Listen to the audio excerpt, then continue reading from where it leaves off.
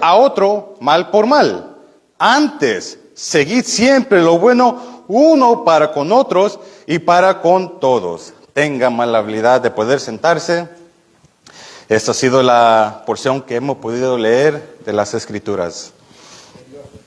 El tema que le hemos puesto sigue con el tema que el pastor habló la semana pasada. Es la atención a lo espiritualmente necesitados. Gloria a Dios. Un hombre por el nombre Henry Ward Beecher dijo una vez: la iglesia es una escuela para la educación de los imperfectos.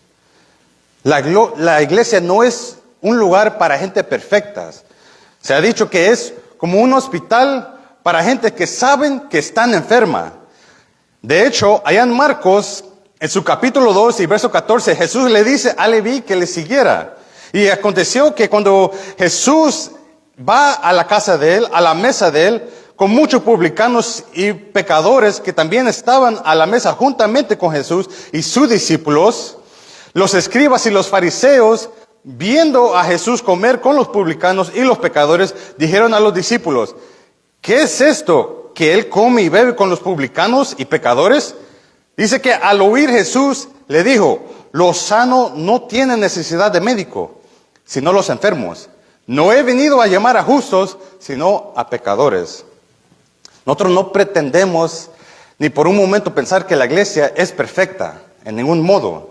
Un hombre escribió una vez: la iglesia cristiana es una sociedad de pecadores. De hecho, él dijo que es la única sociedad en el mundo cuya membresía se basa en la única condición del que el candidato sea indigno de ser miembro. Wow. La iglesia crece espiritualmente a lo bien como trata con el pecado que está en la iglesia.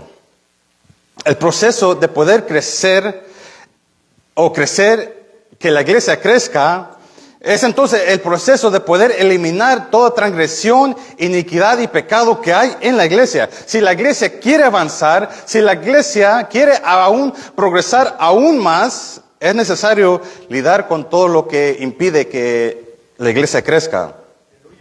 Hasta el día de hoy, quizás podemos decir que no se ha visto una iglesia perfecta, por dicho así. Quizás podemos ir al libro de los Hechos y ver la iglesia primitiva, que ellos fueron diría yo, la más perfecta que haya visto. Quizás lo más cercano que será la iglesia de ser perfecta. Y aquí vemos en esta sección que Pablo quiere ayudar a la iglesia de Tesalónica a crecer mirando estos dos versos, aleluya. Pero aquí en esta sección vemos varias cosas, varios puntos que Pablo habla hacia las ovejas. Y podemos decir que hay 5 grupos en este pasaje. Estaremos viendo varios grupos. Vamos a llamar el grupo número 1, las ovejas ociosas o las ovejas descarriadas. Esas ovejas nunca están al paso, siempre están fuera de línea, nunca van con el programa. Cuando todo lo demás avanzan, parece que ellos retroceden. Cuando todo lo demás están llenando las filas, ellos están fuera de lugar, no se conforman. Puede ser que ellos sean desordenados, a veces contenciosos o a veces rebeldes. El grupo 2 que podemos ver en esos textos lo llamaremos las ovejas preocupadas. Esas ovejas están motivadas básicamente por el miedo. Son personas que en la iglesia que dicen: nunca lo hemos hecho antes así, mejor no hacerlo. Ellos no quieren el cambio, aman la tradición, aman lo que ya se ha puesto y no quieren salirse de eso. Ellos temen lo desconocido. A veces suelen ellos estar tristes o preocupados o desesperados, quizás deprimidos o desanimados. El grupo número 3 que podemos ver aquí en esos textos lo llamaremos las ovejas débiles. Estos son espiritualmente y moralmente débiles. Cristiano que quizás debido a su fe débil, debido a la disciplina débil de su vida, son susceptibles al pecado y caen en el mismo pecado una y otra vez. Y parece como que si apenas lo levanta, vuelven a caer en el mismo hoyo. Grupo número 4 que podemos ver son las ovejas fastidiosas. Otra palabra para esto sería quizás ovejas frustrantes. Esas son las que quizás podemos decir arrastran los pies. Están en línea, pero no van a la velocidad quizás adecuada. Van a una velocidad equivocada. No se ponen al paso. Se les enseña a esas ovejas, se les entrenan, se le hace como un discípulo, pero parece que todo lo distrae. No mueven ni crecen al ritmo que quizás se considera normal. Y por último, vemos que en esta sección, grupo número 5, las ovejas malas. O por dicho, podemos decir las ovejas malvadas. Cristianos que hacen mal, cometen pecado contra otros cristianos en la misma iglesia. Ellos quizás roban, chismean, calumnian, dan falsas acusaciones. Podemos decir, son simplemente malvados. A medida que la iglesia se esfuerza para poder crecer, para poder seguir progresando aún más, parece que tiene que lidiar con estos grupos que Pablo menciona, a los ociosos, a los preocupados, a los débiles, a los fastidiosos, a los malos. Los ociosos necesitan volverse a la línea. Los preocupados necesitan tener más valor, más fe, más audacidad, más confianza. Los débiles necesitan ser más disciplinados en la santidad. Los fastidiosos necesitan mantener el paso en obediencia. Los malos necesitan comportarse con rectitud. Y la idea de Pablo de aquí sobre el crecimiento sobre la iglesia es en contraste quizás a los expertos que hoy en día podemos ver al mundo alrededor. Quizás que ellos traen fábulas para hacer que la iglesia sea quizás más amigable a las personas que entren. Ellos dicen, o quizás podemos decir, también escriben libros sobre cómo puede la iglesia crecer quizás en números o financieramente. Ellos dependen quizás de datos que ellos pueden producir sofisticados. Se inventan estrategias, aleluya, sutiles para que el propósito de ellos, quizás ya sea crecer en número, vayan aumentando. O quizás dependen de métodos de entretenimiento para poder tener los hermanos en la iglesia complacidos. Pero estos hombres parece que no entienden cómo en verdad se crece un rebaño santo delante de Dios, delante de Cristo. Si usted se fija, la Biblia nunca nos especifica estrategias sutiles para cómo puede crecer la iglesia. Nunca nos da métodos de entretenimiento para que la iglesia crezca. La Biblia tampoco nos dice sobre quizás técnicas como para poder crecer la membresía o los financiamientos de la iglesia. Pero una cosa que sí la Biblia nos dice a cada uno de nosotros es que si queremos nosotros crecer en una iglesia, hay que quitar todo lo que impide del camino. Hay que, por decirlo así, lidiar con lo que está retrasando, lo que impide el crecimiento en la iglesia. Entonces cuando la iglesia, aleluya, se vuelve pura y se vuelve santa, se moverá hacia adelante, aumentará como la aurora, seguirá adelante. Y parece que el apóstol Pablo entendía esto, y él nos muestra estos principios, aleluya, para poder crecer la iglesia. ¿Cuál era el objetivo de Pablo? ¿Qué era lo que Pablo perseguía? ¿En qué quería que la iglesia se convirtiera? ¿Será que él quería que la iglesia fuera más popular o más rica o quizás más aceptada entre la comunidad? Al menudo que vamos estudiando la primera carta de Tesalonicenses, allá en el capítulo 1, Pablo dice, damos siempre gracias a Dios por todos vosotros, haciendo memoria de vosotros en nuestra oración. Pablo está muy agradecido con la iglesia. ¿Y qué fue lo que lo hizo tan agradecido? Bueno, al final del capítulo 2, él dice, vosotros sois vuestro gloria y gozo.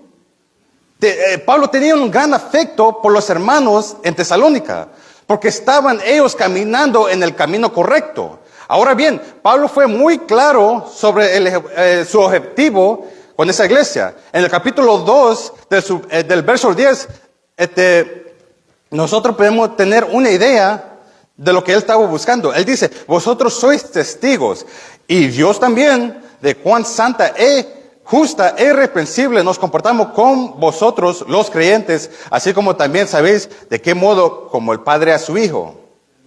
Pablo quería que ellos caminaran como es digno de Dios, que los llamó. En el capítulo 3, versículo 1, Pablo dice, por lo cual, no pudiendo soportarlo más, acordamos quedarnos solo en Atenas. Y enviamos a Timoteo, nuestro hermano, servidor de Dios y colaborador nuestro en el Evangelio de Cristo, para confirmarnos y exhortaros respecto a vuestra fe, a fin de que nadie se inquiete por estas tribulaciones. Porque vosotros mismos sabéis que para esto estamos puestos. Porque también estando con vosotros, os predicamos que íbamos a pasar tribulaciones, como ha acontecido y sabéis. Por lo cual también yo, no pudiendo soportar más, envié para informarme de vuestra fe, no sea que os hubiese tentado el tentador y que nuestro trabajo resultase en vano. Pablo quería que ellos caminaran dignamente, pero él también le preocupaba la fe de ellos. Y abajo en el verso 8 del mismo capítulo, dice Pablo que porque ahora vivimos si vosotros estáis firmes en el Señor. El verso 10, él dice, orando de día y de noche con gran insistencia para que veamos vuestro rostro. ¿Por qué? Porque Pablo quería verlos para completar lo que faltaba de su fe. Lo que él quería de ellos era una fe fuerte y madura de ellos. Y parece que eso fue el objetivo de sus oraciones hacia ellos. Él dice más adelante, mas el mismo Dios y Padre nuestro y nuestro Señor Jesucristo dirijan vuestro camino a vosotros. Y el Señor os haga crecer y abundar en amor uno para con otros. Pablo quería que ellos se amaran los unos a los otros y para con todos, como también lo hacemos nosotros para con vosotros, para que sean afirmado vuestro corazón irreprensible en santidad delante de Dios nuestro Padre en la venida de nuestro Señor Jesucristo con todos sus santos. Básicamente él está buscando la fe, la virtud y el amor de ellos. En el capítulo 4, verso 1, Pablo dice, por lo demás, hermano, os rogamos y exhortamos en el Señor Jesús que de la manera que aprendisteis de nosotros como os conviene conduciros y agradar a Dios, así abundéis más y más. Pablo quería que ellos caminaran dignamente delante de Dios, como para agradar a Dios. Y al final del verso 10, él vuelve quizás a repetir lo mismo. Pablo dice, pero os rogamos, hermano, que abundéis en ello más y más. Y él está hablando del amor de ellos. Luego en el verso 11, él dice, y procuréis tener tranquilidad y ocuparos en vuestros negocios y trabajar con vuestras manos de la manera que os hemos mandado. Pasando al capítulo 5 y verso 11, Pablo dice, por lo cual animaos unos a otros y edificaos unos a otros, así como lo hacéis. Y luego, al final de la carta, casi al final de la carta, él dice, y el mismo Dios de paz os santifique por completo, y todo vuestro ser, espíritu, alma y cuerpo, sean guardados irreprensible para la venida de nuestro Señor Jesucristo. Pablo muestra lo que el crecimiento de la iglesia significaba para él. Él buscaba fortalecer la vida de estos creyentes en Tesalónica, sabiendo muy bien que a medida que ellos van eliminando todo lo que impide, van a crecer más y más. Y supongo yo que Pablo pone toda su energía, su enfoque, sus esfuerzos, su oración, la pasión de Pablo en hacer crecer un rebaño santo, transformando a los grupos que hemos mencionado, a los ociosos, a los preocupados, a los débiles, a los fastidiosos, a los malos. capítulo 1, Pablo dice que él se regocijaba en ellos. En el verso 3 él decía que tengo presente la obra de vuestra fe, del trabajo de vuestro amor y de vuestra constancia en la esperanza. Y en el verso 6 él dice, vosotros veniste a ser imitadores de nosotros y del Señor. Habéis sido ejemplo a todo lo de Macedonia y Acaya. Verso 8, porque partiendo de vosotros ha sido divulgado la palabra del Señor, no solo en Macedonia y Acaya, sino que también en todos los lugares, sino que también en todo lugar vuestra fe en Dios se ha extendido. Todo el mundo parecía que sabían que ellos se habían convertido de los ídolos que en ese tiempo habían al Dios vivo. Sabían que estaban estos hermanos esperando en Jesús. El capítulo 2, verso 13 dice, por lo cual también nosotros sin cesar damos gracias de Dios, de cuando recibiste la palabra de Dios que oíste de nosotros, la recibiste no como palabra de hombres, sino según es en verdad la palabra de Dios, la cual actúa en vosotros los creyentes. Porque vosotros, hermanos, veniste a ser imitadores de la iglesia de Dios en Cristo Jesús, que están en Judea, pues habéis padecido lo de vuestra propia nación, la misma cosa que ellos padecieron de los judíos. Vemos como otra vez Pablo elogia a estos hermanos, que eran verdaderos, eran reales, eran fieles, ellos estaban firmes, ellos soportaron el sufrimiento. Y Pablo estaba tan alegre por lo que ellos estaban haciendo. Por eso dice que en el versículo 19 y 20 que ellos eran su gloria y su gozo. En el capítulo 3, verso 6, después que Timoteo vuelve, él dice, pero cuando Timoteo volvió de vosotros a nosotros y nos dio buena noticia de vuestra fe y amor, y que siempre nos recordéis con cariño, deseando vernos, como también nosotros a vosotros, por ellos, hermanos, en medio de mucha necesidad y aflicción, fuimos consolados de vosotros por medio de vuestra fe. Porque ahora vivimos, si vosotros estáis firmes en el Señor. Pablo tenía tanta alegría cuando se dio cuenta que la iglesia estaba creciendo y que la iglesia parecía que estaba progresando. E incluso, allá en el capítulo 4, verso 9 dice, pero acerca del amor fraternal, no tenéis necesidad que os escriba, porque vosotros mismos habéis aprendido de Dios que os améis unos a otros. Y Él afirma el gran amor de ellos.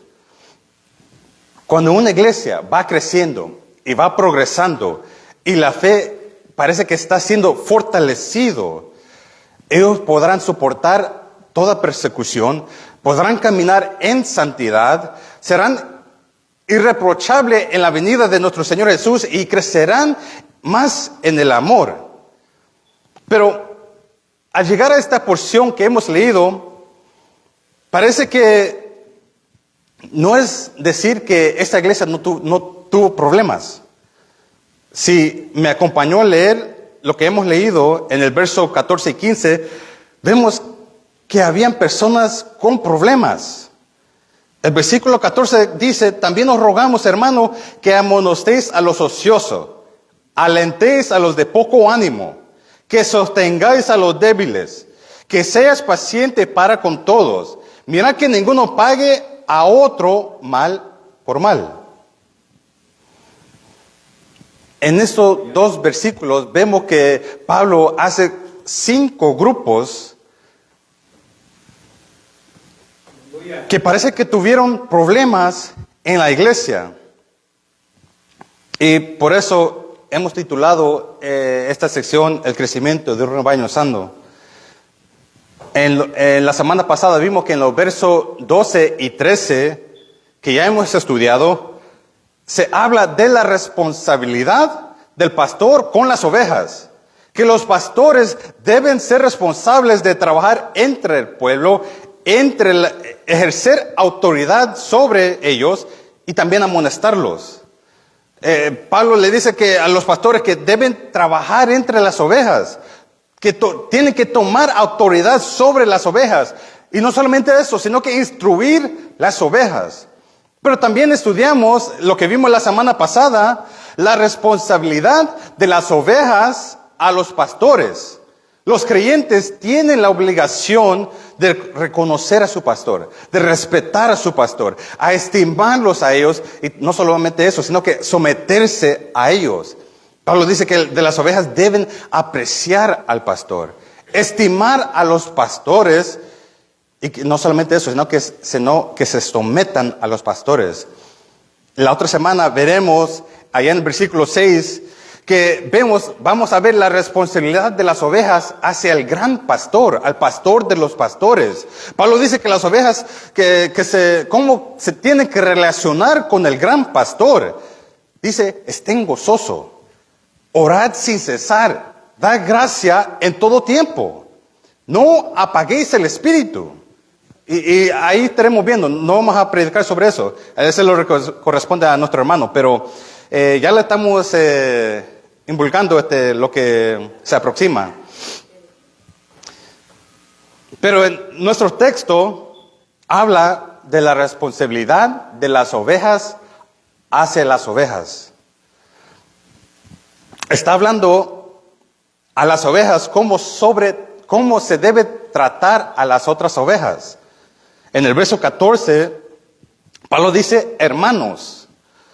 Y claramente vemos que hay una responsabilidad de los pastores a ejercer una autoridad única para poder confrontar a estos grupos que hemos mencionado. Pero no solamente Pablo dice que solamente los pastores, sino que también añade que los hermanos mismos, las ovejas mismas, en este sentido, también deben participar en esto. Él usa la palabra hermanos, y solo para dar una nota comparativa, el versículo 12 también nos dice, os rogamos hermanos, que reconozcáis a los que trabajan entre vosotros y os presiden en el Señor y os amonestan. Así que vemos que hermanos, en el versículo 12, se dirige a la congregación.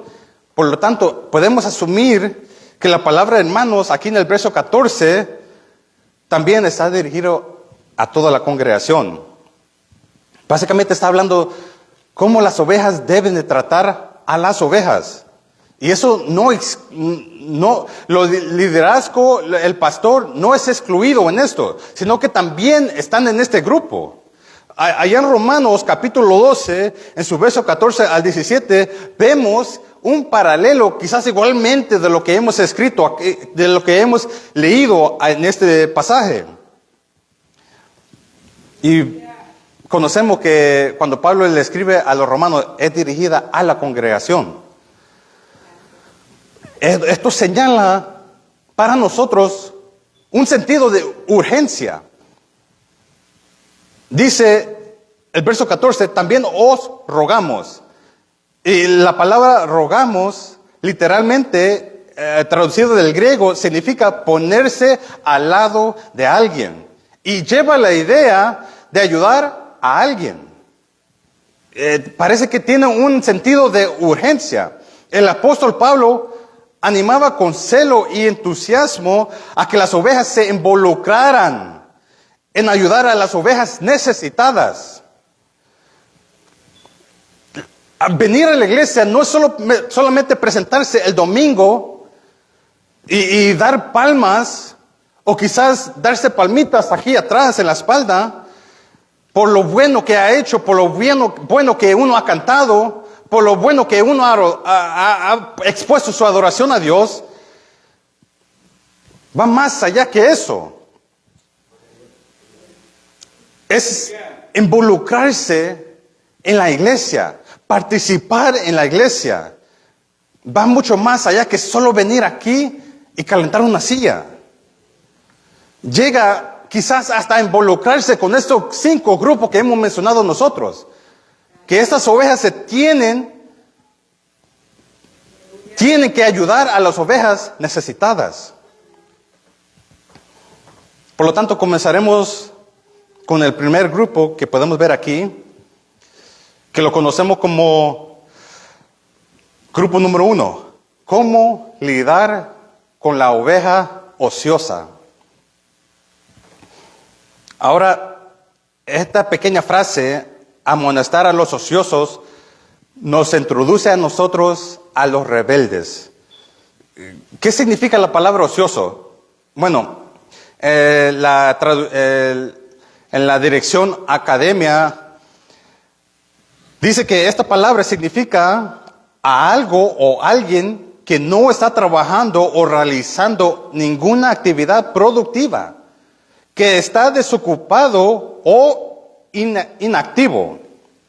En el griego la palabra se usa en un sentido militar, en el sentido de un soldado que está fuera de línea, que está fuera de lugar, que está fuera de rango, que su conducta de este soldado está desordenada. No se somete este soldado, desobedece los órdenes que se le dan a él, no cumple con su deber. Con el tiempo pasó esta palabra a significar cualquiera que no cumple con su deber, cualquiera que no cumple con su responsabilidad. Puede significar quizás a alguien que no hace su deber. Quizás no solo por decirlo así, apatía, sino por alguien que no hace su deber por rebelión. Para nosotros esto puede significar a los descarriados, que ellos están fuera de lugar. Parece que todo el mundo va en una dirección, pero estas ovejas no, se descarrían. Todo lo demás entienden lo que tiene que ser en el deber espiritual. Están dispuestos a hacerlo. Están dando lo que Dios le ha dado. Así los dones. Ellos están apoyando la iglesia. Ellos son parte del equipo, por decirlo así. Ellos están participan en las actividades de la iglesia. Ellos se involucran. Pero vemos que estas ovejas rechazan todo eso. Están fuera de lugar. Es posible que no cumplan con su deber porque quizás no les importa. O puede ser también porque están enfadados o rebeldes y quieren ir a lo contrario de lo que los demás están haciendo. Ellos parecen estar como al margen durante un tiempo y que quizás al finalmente de todo eso se van ellos, se amargan y se van a otro lugar. Son gente que quizás podemos decir resiste a implicarse o involucrarse en la iglesia. Ellos nunca quieren ir más allá de ser quizás simplemente un espectador de lo que está sucediendo en la iglesia. Un predicador dijo que ellos normalmente se sientan atrás, pero yo no quiero decir eso. Pero es posible que quizás si nosotros fijamos, si alguien comienza adelante y después poco a poco, semana tras semana se va alejando más y más atrás, parece que eso tuviera algo concerniente, diría yo. Que ¿por qué se está yendo más atrás? Como si se está alejando de la presencia de Dios. Esas ovejas pasan como en el límite. No quieren involucrarse. No quieren, quizás por decirlo así, tener ninguna responsabilidad. No quieren formar parte de la iglesia. Solo van, por decirlo así, como al paso. Entonces Pablo nos dice algo muy importante. ¿Cómo debemos nosotros, como ovejas, enfrentar a estas ovejas? ¿Cómo debemos afrontarlos? Y Pablo es muy sencillo con su palabra. Él dice amonestarlos. No hay fórmula, no hay programa o sistema de 7 pasos que uno puede tomar, sino que él, muy sencillamente, él dice amonestarlos. Las ovejas sanas, las ovejas fuertes, van a estas ovejas que son rebeldes, que no hacen su deber, que no usan sus dones para el servicio de la iglesia que no apoyan, que no están en el programa. Las ovejas fuertes van a ellas y las amonestan. Gracias. Un escritor dice, es la idea de venir a alguien que está siguiendo un camino que en última instancia termina en graves consecuencias e instruirle sobre la inevitable consecuencia. O sea que, en otra palabra, la palabra amonestar puede traducirse como advertir a alguien, advertirle de las consecuencias que vendrá sobre ellos si no arreglan sus vidas. No tiene la idea de un juicio distante o que lo vamos a criticar de una posición de superioridad. Tiene el sentido de las ovejas acercándose a esa otra oveja y mostrar a esa oveja las consecuencias de su conducta.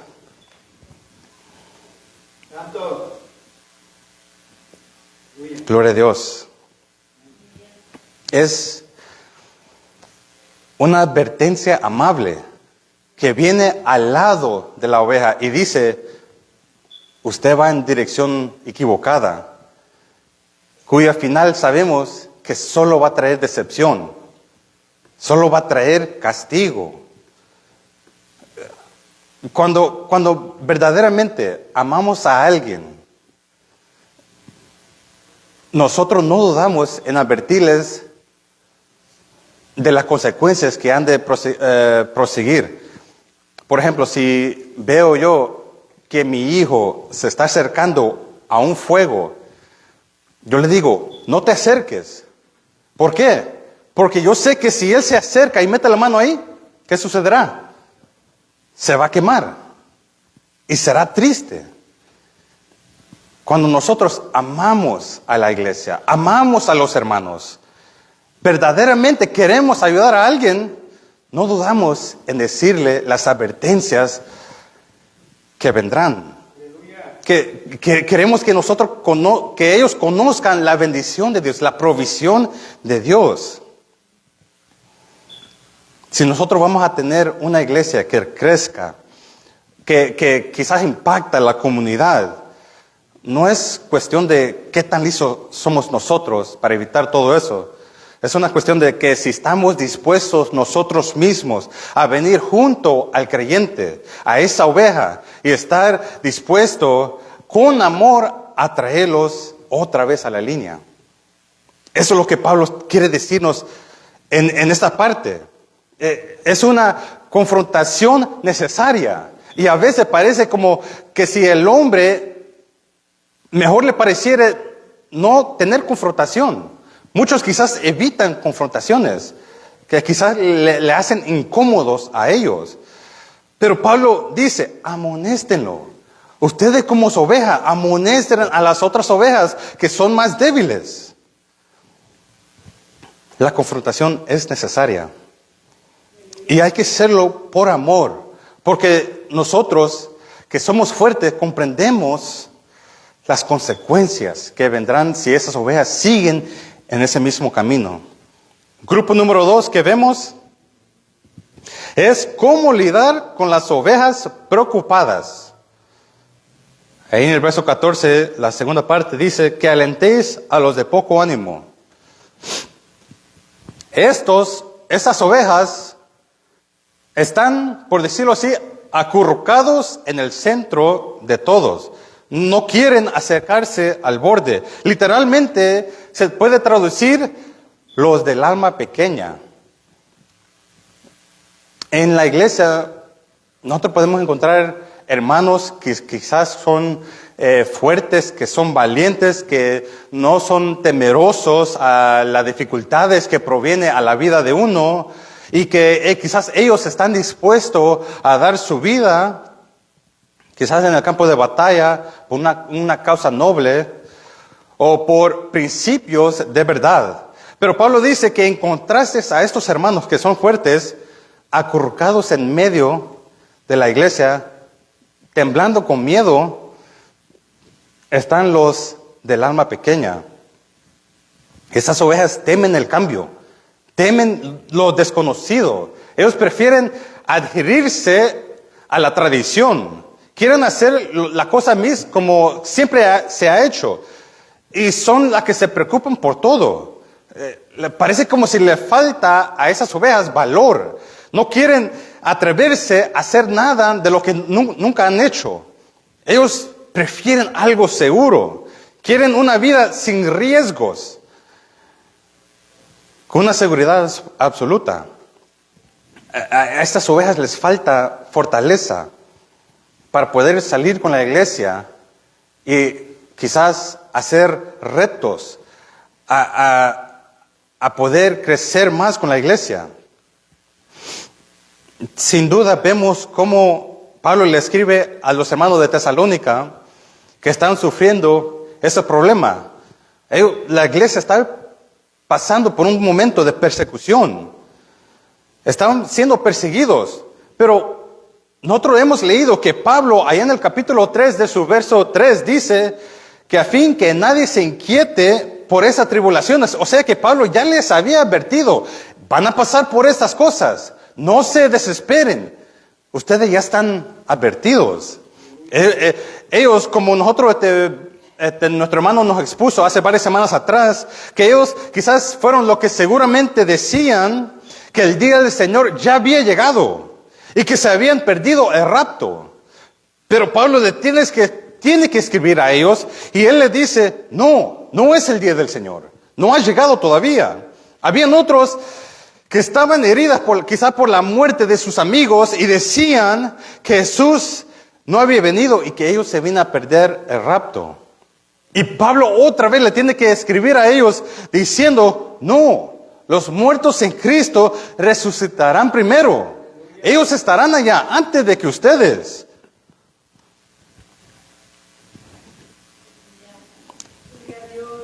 ¿Cómo nosotros debemos de tratar con estas ovejas? Con las ovejas preocupadas. Bueno, Pablo nos dice ahí mismo, en el versículo 14. Él dice, simplemente anímalos. Me encanta cómo Pablo tiene una palabra así tan sencilla que cada uno de nosotros podemos comprender. Dice, simplemente anímalos. Significa hablar a alguien acercándose a su lado. Es hablando con ellos. Tiene la idea de que las ovejas fuertes se acerquen a las ovejas preocupadas. ¿Para qué? Para consolar, para confortar, para fortalecer, para quizás tranquilizarlas, para animarlas, para calmarlas, para quizás, por decirlo así, darle refresco. La idea es venir al lado, como un compañerismo íntimo, para poder darle ánimos, para poder confortarlos a ellos. Esto quizá puede incluir estimarlos o estimularlos en la oración, estimularlos en la esperanza viva que nosotros tenemos, estimularlo en una salvación segura que nosotros tenemos, estimularlo al saber que Dios es soberano y todopoderoso, al estimularlo que el amor de Dios, el amor de Cristo es tan grande para con nosotros, hacerles ver y estimularlo de la resurrección final y de la gloria venidera que Cristo traerá en el tiempo final. Si la iglesia va a crecer y va a ser fuerte, será cuando se trata con los ociosos y será cuando se trata con los preocupados. Porque cuando los ociosos se ponen en línea y los preocupados son animados, entonces se puede eliminar todas las cosas que impide que la iglesia crezca. Proseguimos con el grupo número 3. ¿Cómo lidiar con las ovejas débiles? La tercera parte del verso 14 simplemente dice esto, que sostengáis a los débiles. ¿Qué quiere decir Pablo con los débiles? Bueno, los débiles pueden ser los que son frágiles en la fe. En 1 de Corintios, capítulo 8 al 10, Pablo habla sobre los ídolos. En Romanos capítulo 14 al capítulo 15, él habla de la comida. Y da un concepto de que podemos llamar el hermano más débil. Todo esto significa que su fe es débil. Que la fe de esta oveja débil es débil. No tiene, por decirlo así, una fe suficiente, fuerte, como para experimentar la libertad que encontramos en Cristo Jesús. Esta fe débil causa problemas. ¿Y cuál es el problema que causa? Una fe débil significa que esa persona es muy susceptible a la tentación y al pecado. Son muy sensibles a eso. Ven cosas como pecado que realmente quizás no son pecados. Y entonces tienden ellos a retroceder para atrás. Pablo dice, no se puede forzar a esas personas que son débiles en la fe. No se puede forzar o empujarlos demasiado rápido a alguna libertad, alguna experiencia quizás, a una tentación que ellos quizás no están listos para manejar. Por ejemplo, digamos que uno se convierte a la adoración pagana en ese tiempo la diosa en Éfeso era Diana, un dios falso. Digamos que esta persona se convierte a Jesucristo y alguien se le acerca a él y le sirve una cena y le dice, esta comida quizás está muy rica. Y le pregunta, ¿de dónde la conseguiste? La persona le dice, la compré en el templo de Diana. Era una carne ofrecida a esta diosa Diana y ahora, por decirlo así, te la estoy dando a ti. Y puede ser que esta persona se espanta y dice, ¿cómo es posible que me pueda servir carne ofrecida a otro Dios?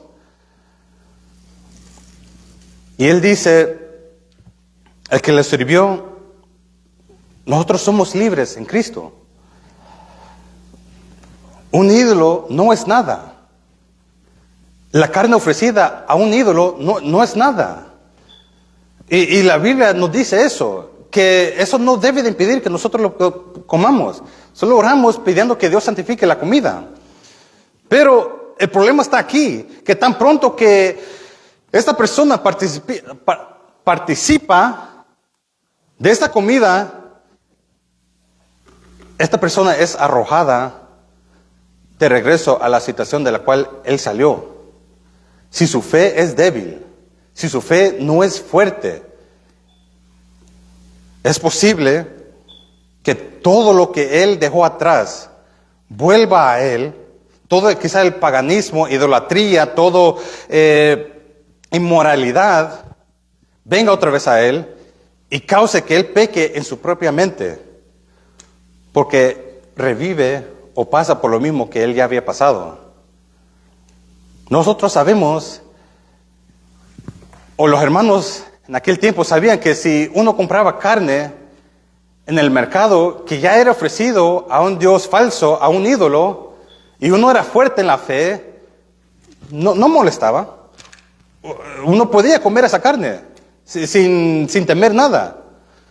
Pero uno que era débil en la fe podría ver eso y decir, ¿cómo es posible que podemos comer carne ofrecida a otro Dios? Cuando ya la Escritura nos ha dicho que no hay problema en comer esa carne. Si nosotros empujamos a que ese hermano haga eso, a un hermano débil que peque otra vez, ese hermano va a volver otra vez a retroceder, a caer. Si la conciencia de ese hermano es débil y quizás está demasiado pegada al pasado como para librarlo de la conducta que él tiene, no podemos empujarlo o llevarlo a quizás a hacer algo que se puede considerar como pecado. Pablo dice que había ahí en esa iglesia algunos débiles en la fe. no podían disfrutar de la libertad que había en Cristo Jesús. Eran susceptibles, o sea que eran fácilmente afectadas a una conciencia herida que pudiera llevarlos a pecar más. Vemos que también Pablo menciona otro grupo que tal vez va más directo a la vista y que son aquellos que son moralmente débiles. Estas son personas que apenas son levantados del pecado, del hoyo del pecado, y les sacudimos todo el polvo y parece que de nuevo vuelven otra vez a ese hoyo. Son esas personas que se encuentran tan difícil de hacer la voluntad de Dios. Son personas que quizás siguen cayendo una y otra vez en el mismo pecado. Y se trabaja duro para poder sacarlo ahí. Y cuando uno vuelve a ver, ya están ahí otra vez en el pecado. Yo creo que eso es lo que Santiago menciona allá en Santiago capítulo 5, del verso 14. Cuando dice, ¿está alguno enfermo? La versión que nosotros leemos suele dar la traducción enfermo, pero la palabra en sí misma es la palabra débil. Podemos decir, ¿está alguno débil entre vosotros? ¿Qué es lo que dice Santiago? Llame a los ancianos.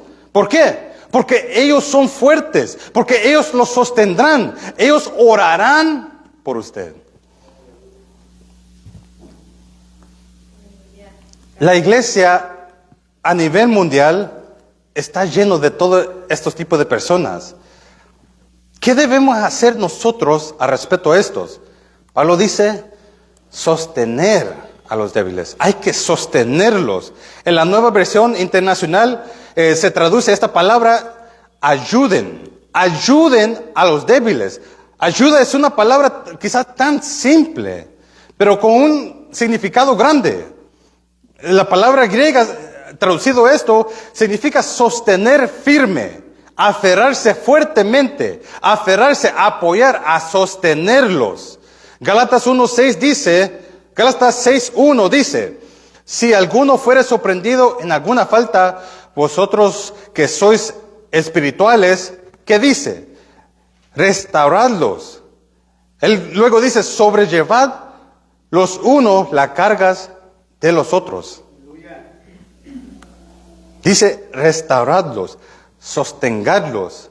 Hay que sostenerlos. ¿Y cómo se hace esto? ¿Cómo se sostiene? Es poniéndose de lado. ¿Cómo yo voy a sostener a alguien que no está a la par mía? Si el hermano está por allá y yo estoy por aquí, ¿cómo lo voy a sostener yo? No puedo. Es necesario que yo me ponga a la par del hermano y lo sostenga. La iglesia crecerá cuando las ovejas empiecen a cuidar de sus propias ovejas. Cuando empiece a preocuparse lo suficiente como para amonestar a los ociosos. Se preocupe por los preocupados, para animarlos a ellos. Cuando se preocupa lo suficiente como para ir a los débiles. Y no solamente, sino sostenerlos. Todo esto significa implicación para nosotros. Es tomar acción nosotros mismos. En cuarto lugar, vemos que Pablo escribe cómo debemos tratar a las ovejas fastidiosas. La cuarta parte del verso 14 dice, que seas pacientes para con todos. El todo se refiere a gente con la que fácilmente quizás nosotros nos impacientamos. O quizás podemos decir que nosotros fácilmente los frustramos con ellos. Pablo dice, tener paciencia con todos los hombres. Sed paciente con todos los hombres que ponen a prueba la paciencia. Parece que es fácil para el hombre frustrarse. Es fácil quizás enfadarse, desanimarse con algunos o algunas personas que prueban la paciencia de uno. Parece que dan tantos y recibe poco, por decirlo así. Hay disolución cuando un creyente maduro enseña, exhorta, anima a un creyente quizás menos maduro, solo para ver que esa persona tiene poco compromiso para con Cristo. Parece que todo lo distrae. Le cuesta mucho concentrarse. Son indisciplinados en todos los asuntos espirituales. Son indisciplinados en la medida de la gracia. Son muy difíciles. Y esto es algo difícil. Porque Jesús dice algo que quizás todos nosotros conocemos. Jesús dice, hombres de poca fe. Es decir, ¿cuándo van a entender estas cosas? ¿Y qué dice que debemos hacer con estas gentes, Pablo? Pablo dice, ser paciente. Ser paciente, no solo para con mi mejor amigo o quizás con el que me llevo bien. Dice, para con todos. No es con algunos, es con todos. Entonces nos preguntamos, ¿cuán pacientes debemos ser nosotros? Más pacientes de lo que nosotros pensamos hacer. ¿Cuán pacientes debemos ser nosotros? Tan pacientes como Dios es para conmigo. Y si nosotros podemos pensar, eso es bastante paciencia. ¿Cuán paciente es Dios para con nosotros? ¿Se ha puesto a pensar? Quizás nosotros ni alcanzamos a poder entender la paciencia de Dios para con nosotros. Pero Pablo dice, ser paciente para con todos. Aleluya. Nosotros sabemos, si quizás ver la Biblia, cuán paciente Dios es con nosotros, para cada uno de nosotros. Así de paciente debemos ser con cada persona. Pedro dijo allá, que preguntándole al Señor, le dijo, Señor, ¿cuántas veces perdonaré a mi hermano que peque contra mí? Él le pregunta, ¿hasta 7? Jesús le dijo, no te digo hasta 7, sino 70 veces 7. Hay que ser paciente. Hay que acercarse a esa persona que quizás nos frustran, nos prueban la paciencia y ser paciente con ellos. Los ociosos necesitan amonestación. Los preocupados necesitan aliento. Los débiles necesitan apoyo. Los fastidiosos necesitan paciencia. Lo que dice que es que tenemos que tratar uno con otro con compasión, con amor personal, con cuidado personal. Y por último, ya para venir concluyendo, vemos el grupo número 5. ¿Cómo lidiar con las ovejas malas? Wow. ¿Cómo lidiar con las ovejas malas? ¿Qué hacemos nosotros con ellos? Bueno, entendamos quiénes son estas ovejas.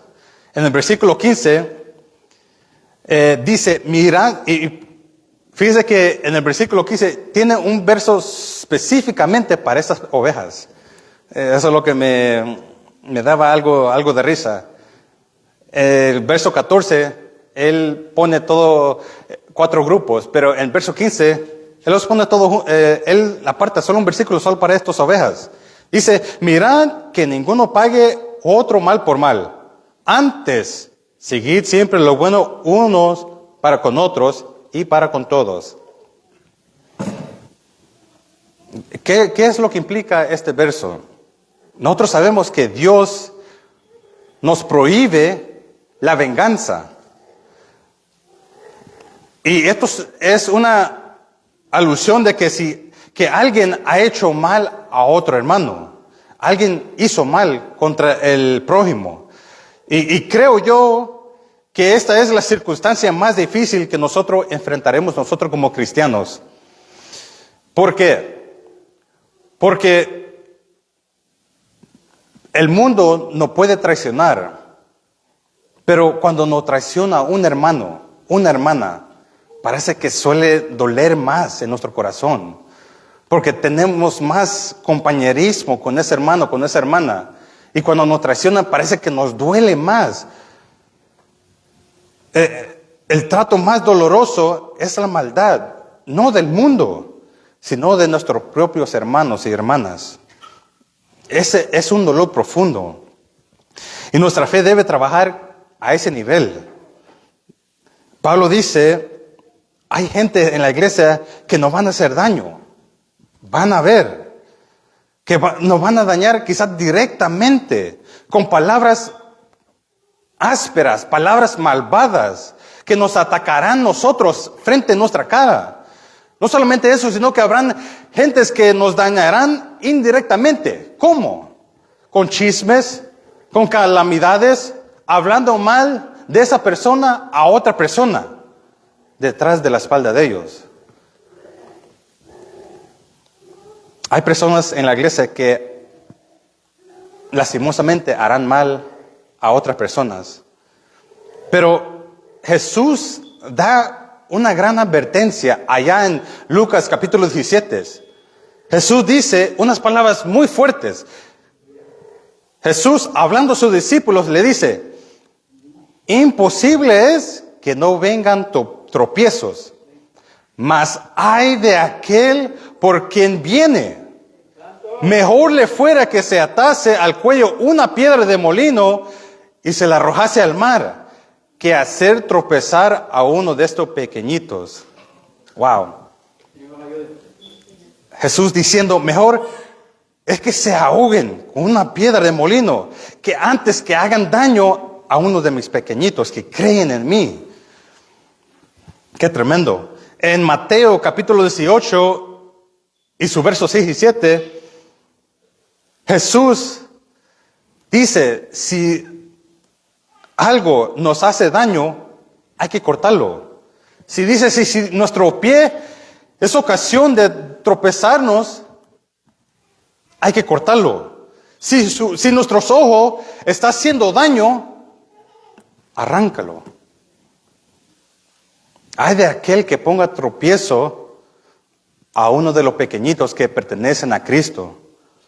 Jesús dice que son tan preciosos para Él, que expresó estas fuertes palabras. ¿Y qué debemos hacer nosotros al respecto de esto? ¿Cómo debemos nosotros tratar a estas ovejas malvadas? Bueno, Pablo dice, antes, seguid siempre lo bueno uno para con otros y para con todos.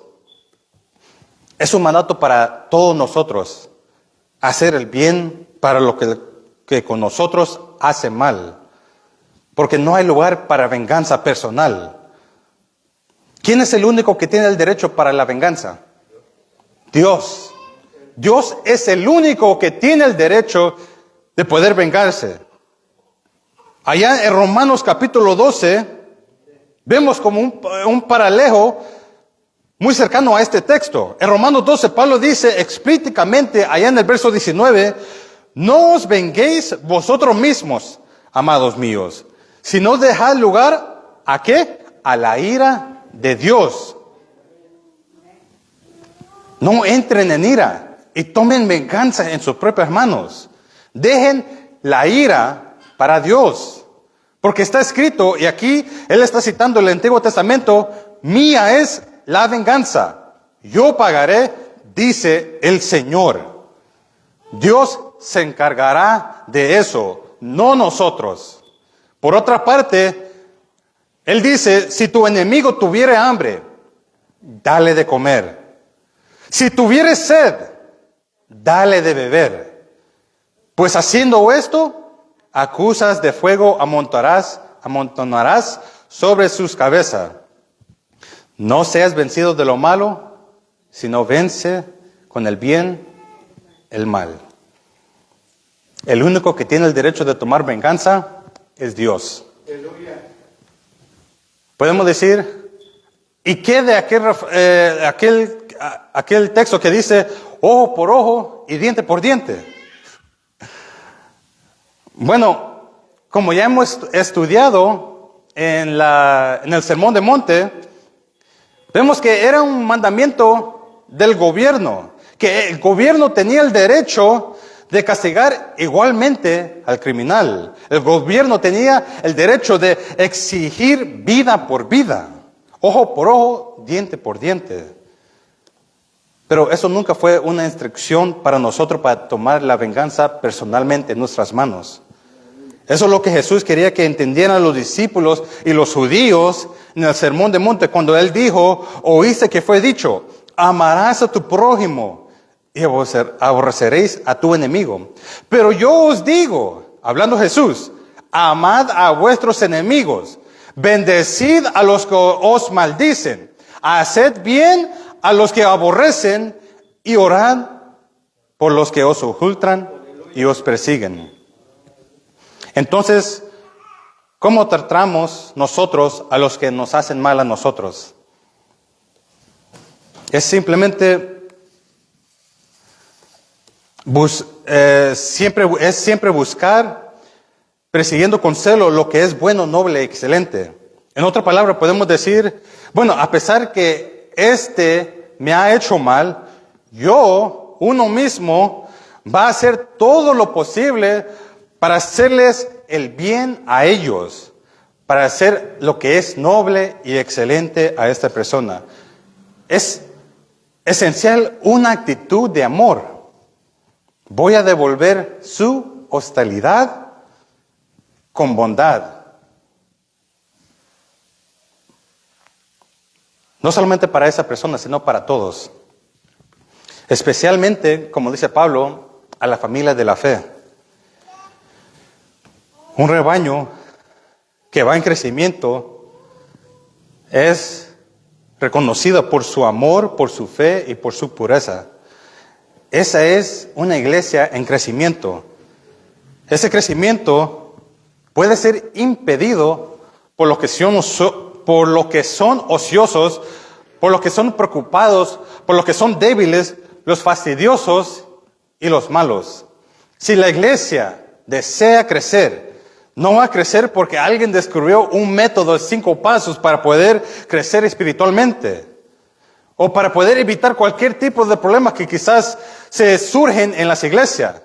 Va a crecer porque los pastores, igual como las ovejas, se unen en relación íntima en amonestar a los ociosos o a los rebeldes, animar a los preocupados, a sostener a los débiles, a ser paciente con los fastidiosos y ofrecer en bondad amorosa a los que hacen mal. Cuando una iglesia hace estas cosas, la iglesia crecerá más y más. Yo creo que el punto de este texto es un llamado a comprometernos los unos a los otros. Oramos, hermanos. Padre amado, Dios eterno, gracias te damos.